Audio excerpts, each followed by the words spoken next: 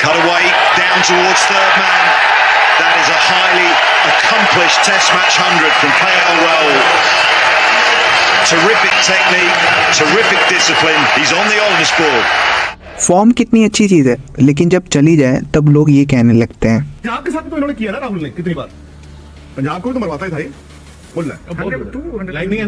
एक ऐसा बैट्समैन जिसने अपनी डेब्यू टेस्ट सीरीज में सेंचुरी बनाई हो, पहले डेब्यू ओडीआई मैच में भी सेंचुरी मारी हो, इंग्लैंड ऑस्ट्रेलिया जैसे टफ कंडीशन में भी रन्स बनाए हो, कोई भी बैटिंग ऑर्डर दे दो वो रन बनाकर दे देगा। तो हमारे दिमाग में सिर्फ एक प्लेयर का नाम आता है, कन्नौर लोकेश राहुल, टेक्निकली इंडिया के बेस्ट बैट्समैन में से एक। लेकिन 2021 के बाद ऐसा क्या होता है जो आज हमें वो केएल राहुल नजर नहीं आते? ऐसा क्या हुआ जिससे उन्होंने एग्रेसिव माइंडसेट की जगह एक डिफेंसिव माइंडसेट अपना लिया? आज समय ऐसा आ गया है कि उन्हें कोई भी कुछ भी कहकर चला जा रहा है। तो क्या केएल राहुल का क्रिकेटिंग करियर अब खत्म हो रहा है? चलिए इस वीडियो में समझने की कोशिश करते हैं। केएल राहुल तो आईपीएल में केवल खेलेगा, लखनऊ की तरफ से बस। आईपीएल का प्लेयर है केएल राहुल, ऑरेंज कैप आ जाएगी। केएल राहुल तो बेकार प्लेयर है। केएल राहुल तो बेकार प्लेयर है। केएल राहुल तो I don't think it is a place in this team.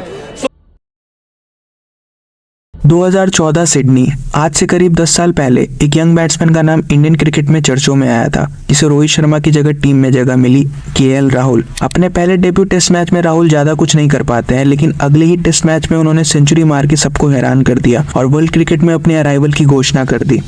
Well done, Rahul. That's your 100 and he's just his second test match. Fantastic innings.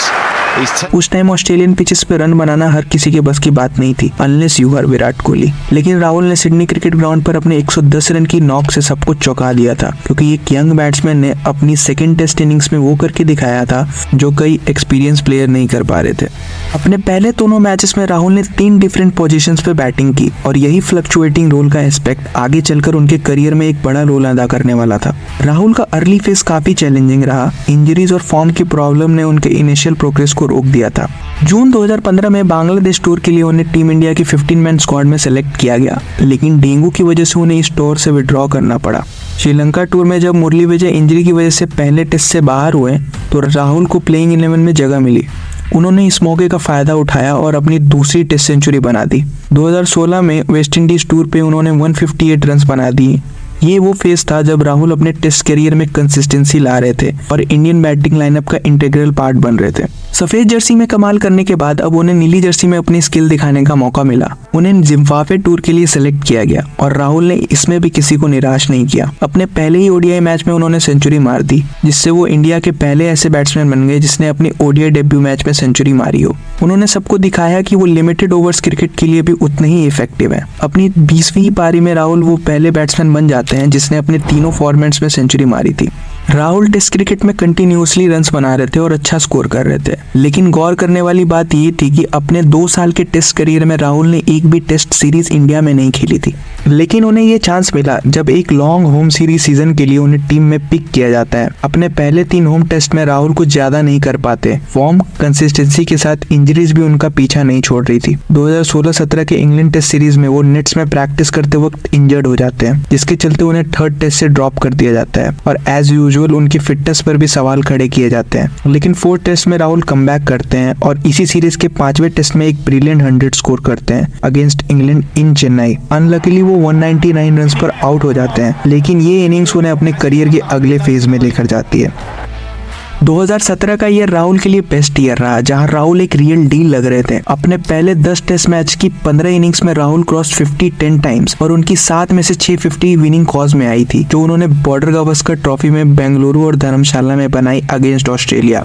2016 से 2018 के आईपीएल तक का ये फेज राहुल के लिए एक फेरी टेल फेज रहा। उन्हें 2018 के आईपीएल सीजन में किंग्स 11 पंजाब ने 11 करोड़ में खरीदा और राहुल इस अमाउंट पर खड़े भी उतरे। अपने इस सीजन के पहले ही मैच में उन्होंने फास्टेस्ट आईपीएल 50 मार दी। उन्होंने सिर्फ 14 बॉल्स ली इस माइलस्टोन को अचीव करने के लिए। मुंबई इंडियंस के खिलाफ भी राहुल ने 94 रन की एक ताबड़तोड़ इनिंग्स खेली, लेकिन टीम को जीत नहीं दिलवा सके। उन्होंने इस सीजन अकेले दम पर किंग्स 11 को कैरी किया। ये आईपीएल सीजन राहुल के करियर के बेस्ट सीजन में से एक था। उन्होंने 659 रन बनाए with an strike rate of 158.41। Rahul हर फॉर्मेट में स्कोर कर रहे थे, चाहे वो ओडीआई हो, T20 हो या फिर आईपीएल। लेकिन 2018 का साल राहुल के टेस्ट क्रिकेट के नजरिए से कुछ खास खास अच्छा नहीं लग रहा था। जहां राहुल 2017 में 48.69 की एवरेज से रन बना रहे थे, वहीं 2018 में ये एवरेज घटकर 22.28 हो गई थी। 2018 इंग्लैंड टूर पर गई इंडियन टीम के लिए भी अब तक राहुल कुछ ज्यादा कंट्रीब्यूशन नहीं दे पाए थे, पर एक बड़ी इनिंग्स उनका इंतजार कर रही थी। ग्राउंड था किंगस्टन ओवल लंदन और इंडिया 463 रन का एक पहाड़ सा टारगेट चेज कर रही थी। हमारे 3 विकेट्स मात्र 2 रन पर गिर गए थे। इंडिया के लिए मैच जीतना तो दूर, मैच बचाना भी मुश्किल हो गया था। ऐसे में केएल राहुल क्रीज पर आए। सबको ये लगने लगा कि इंडिया 100 तक भी पहुंचेगी या नहीं, लेकिन राहुल के दिमाग में कुछ अलग ही चल रहा था। वो और ऋषभ पंत दोनों मिलकर इंग्लैंड बॉलर्स पर काउंटर अटैक करने लग गए। राहुल के 149 और पंत के 114 की इनिंग्स ने एक समय पहाड़ लग रहे टारगेट को आसान कर दिया था। टी तक इंडिया का स्कोर 298 रन पर 5 विकेट था, पर टी के बाद राहुल को आदिल रशीद बोल्ड कर देते हैं और ऋषभ कैच आउट हो जाते हैं। और फिर क्या था, जिमी एंडरसन और ब्रॉड एक एक करके इंडियन बैटिंग टेल को आउट किए जा रहे थे। आखिर ये मैच इंग्लैंड जीत जाती है और सीरीज भी, लेकिन राहुल का ये 149 का नॉक मेरे हिसाब से one of the best knocks है उनकी करियर का। साल खत्म होने से पहले उन्हें ऑस्ट्रेलिया टूर के लिए सेलेक्ट किया गया। सबको लग रहा था कि राहुल पिछली बार की तरह इस सीरीज में कमाल करेंगे, पर ऐसा कुछ भी नहीं हुआ। पहले 2 टेस्ट में उन्होंने सिर्फ 48 रन स्कोर किए, जिसकी वजह से उन्हें टीम से ड्रॉप कर दिया गया और उनकी जगह मयंक अग्रवाल और हनुमा विहारी को टीम में जगह मिली। अप्रैल 2019 में केएल राहुल को 2019 क्रिकेट वर्ल्ड कप के लिए इंडिया की स्क्वाड में शामिल किया गया। पहले 2 मैचेस में उन्होंने नंबर 4 पर बैटिंग की, लेकिन जब शिखर धवन को इंजरी के कारण टूर्नामेंट से बाहर होना पड़ा तो राहुल ने रोहित शर्मा के साथ इनिंग्स ओपन की। राहुल ने इस टूर्नामेंट में 361 रन बनाए, 2 50s और 1 सेंचुरी। लेकिन इस वर्ल्ड कप के सेमीफाइनल में ना स्कोर करना उनके लिए एक रॉक बॉटम की तरह था। टेस्ट फॉर्मेट में फॉर्म की कमी के कारण भी राहुल को साउथ अफ्रीका के खिलाफ होम टेस्ट सीरीज की स्क्वाड से ड्रॉप कर दिया जाता है, क्योंकि 2019 का होम सीजन आते आते इंडिया को अपना नया ओपनर मिल चुका था, रोहित शर्मा, जो कंसिस्टेंटली रन्स बना रहे थे। साथ ही मयंक अग्रवाल भी इंप्रेसिव परफॉर्मेंस दे रहे थे। पृथ्वी शॉ और शुभमन गिल जैसे यंग टैलेंट्स भी इंडियन क्रिकेट का दरवाजा खटखटा रहे थे, जिसके चलते उनका टीम में कमबैक करना मुश्किल होने वाला था। राहुल ने अगले 2 साल तक एक भी टेस्ट मैच नहीं खेला। जहां वो लिमिटेड ओवर्स में रन्स बना रहे थे, वहीं उन्हें टेस्ट क्रिकेट के स्क्वाड में जगह नहीं मिल रही थी। लेकिन वो कहते हैं ना, किस्मत सबको एक चांस जरूर देती है। राहुल को भी एक चांस मिला जब शुभमन गिल इंजरी से टीम से बाहर हो गए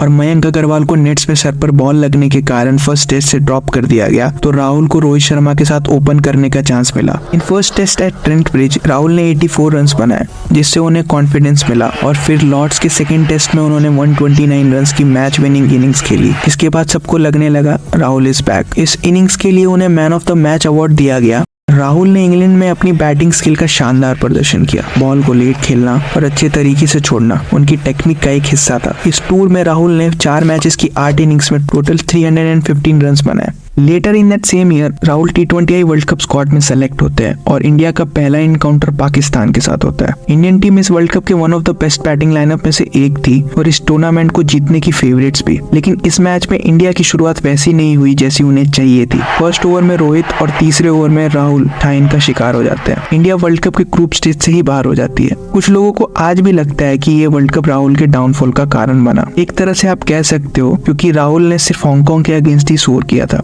साल खत्म होते होते इंडिया एक और सीरीज के लिए रेडी थी against South Africa in South Africa. India अपना पहला टेस्ट सेंचुरियन में खेल रही थी and guess what, Rahul scored another test century in Centurion. South Africa की डेंजरस पेस अटैक के अगेंस्ट राहुल ने अपना टेम्परामेंट और टेक्निक दिखाई। उन्होंने 123 रन बनाए और अपनी टीम के लिए एक सॉलिड फाउंडेशन तैयार किया। इंडिया ने उनकी इस सेंचुरी की वजह से फर्स्ट इनिंग्स में 327 रन बनाए, जिसमें राहुल का सबसे बड़ा योगदान था। ये नॉक ऐसे कंडीशन में आई जहां हर इनिंग्स में बॉलर डोमिनेट कर रहे थे। राहुल की ये इनिंग्स इंडिया के लिए मैच विनिंग साबित हुई, लेकिन ये सीरीज इंडिया हार जाती है और राहुल की परफॉर्मेंस भी डिसेंट ही रहती है। 2022 में उन्हें टीम से ड्रॉप कर दिया जाता है for 5th test against England because of his hernia surgery. 2023 में बॉर्डर गवास्कर ट्रॉफी के दौरान उन्हें वाइस कैप्टेंसी से भी हटा दिया जाता है due to his lack of form और उनके टीम में जगह पर भी सवाल उठाए जा रहे थे। IPL 2023 में उन्हें शोल्डर इंजरी हो जाती है, जिससे उन्हें इस पूरे सीजन के लिए रूल्ड आउट होना पड़ता है, लेकिन उनका कमबैक एशिया कप में होता है। उन्हें श्रेयस अय्यर की जगह टीम में जगह मिलती है और राहुल इस मौके का पूरा फायदा उठाते हैं। He scored 111 run against Pakistan और राहुल विराट के साथ अनबीटन 233 रन की पार्टनरशिप करते हैं। राहुल ने इस मैच में पाकिस्तानी बॉलिंग लाइनअप को पूरी तरह से डिसमेंटल करके रख दिया था और यही इनिंग्स उनके लिए वर्ल्ड कप स्क्वाड के दरवाजे को खोल देती है। राहुल ने इस मैच में 4 नंबर पे बैटिंग की, जो ये दिखाता है कि पोजीशन कोई भी हो, राहुल हर पोजीशन पे रन बना सकते हैं। वर्ल्ड कप स्टार्ट होता है और इंडिया का पहला मैच ऑस्ट्रेलिया के साथ था। इंडिया अपने 3 विकेट विकेट सिर्फ 2 रन पर खो देती है। ऐसे में राहुल से ये उम्मीद थी कि वो अपना टाइम ले और इंडिया को फिनिशिंग लाइन तक ले जाए, और राहुल ने ऐसा किया भी। उन्होंने विराट कोहली के साथ 165 रन की पार्टनरशिप बनाई and he scored 97 run in that match. Suddenly Rahul इस मैच के बाद सबके फेवरेट्स बन जाते हैं और वो तारीफ के लायक भी थे। इसी वर्ल्ड कप में राहुल नेदरलैंड्स के अगेंस्ट फास्टेस्ट सेंचुरी बना देते हैं by an Indian batter in world cups. Rahul ने सेमीज में भी न्यूजीलैंड के अगेंस्ट एक 39 रन का कैमियो खेला। राहुल के लिए सब कुछ सही जा रहा था,